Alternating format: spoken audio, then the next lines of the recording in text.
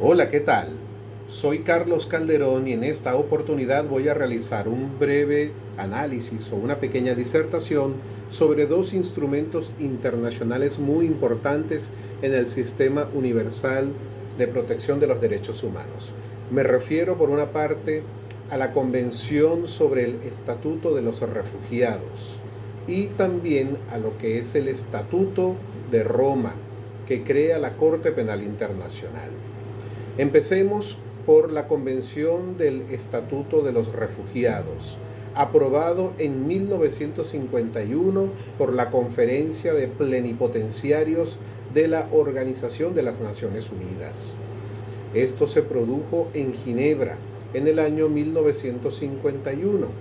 Recordemos que este tipo de instrumentos internacionales tienen su inspiración en la antigua Sociedad de Naciones, que existió luego de la Primera Guerra Mundial.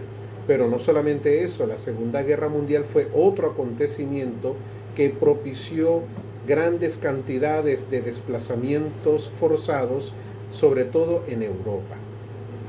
Y esta instancia conllevó a la necesidad de buscar políticas que ayudaran a proteger a esas personas que se vieron obligadas a dejar sus territorios, sus países de origen. De modo que la primera versión del Estatuto de los Refugiados, aprobado en 1951, fue principalmente concebido para proteger a los de Europa. Pero en el año 1967 se produjo la aprobación de un protocolo que extendió la aplicación de este instrumento normativo a todos a todas las personas que se encontraban en situación de refugiado en diferentes partes del mundo. Lo cierto es que se considera refugiado esa persona que se encuentra en la necesidad de abandonar su país por motivos de persecución, por razones de raza, opinión política y otras vinculadas a temas de discriminación. Además, se busca garantizar los derechos elementales de estas personas que se encuentran en condición de refugiado. Hoy día, este tema sigue siendo motivo de grandes discusiones y debates para mejorar su aplicación y mejorar la situación de los refugiados a nivel mundial. Ahora bien, hablemos sobre el estatuto que crea la Corte Penal Internacional. Este instrumento fue aprobado en Roma, capital de Italia, en el año 1998. También tomando en cuenta los antecedentes de tribunales especiales o tribunales ad hoc que se habían creado, por ejemplo, para investigar los delitos, los crímenes cometidos durante la Segunda Guerra Mundial, también en países como Ruanda, la antigua Yugoslavia, entre otros.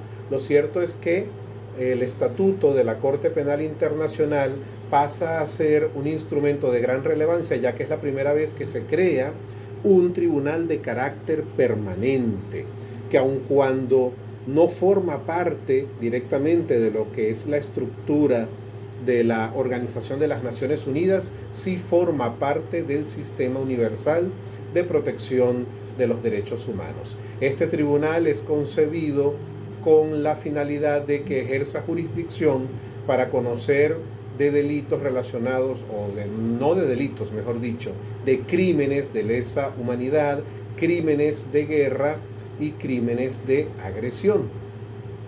Además, este estatuto entró en vigencia en el año 2002 y fue en el año 2003 cuando se inauguró formalmente la Corte Penal Internacional. Por cierto, es noticia actualmente, ya que Venezuela tiene dos casos que están siendo conocidos por la Corte Penal Internacional y se encuentra en lo que es la fase de la sala de cuestiones preliminares.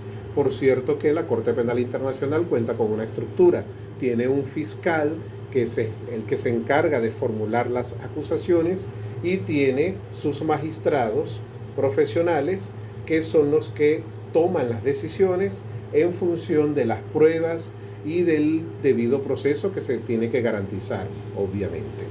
Entonces, estos dos instrumentos internacionales son muy importantes para la protección de los derechos humanos. Por cierto, Venezuela forma parte de ambas convenciones, tanto la Convención de Refugiados como la convención que crea la Corte Penal Internacional. Muchas gracias.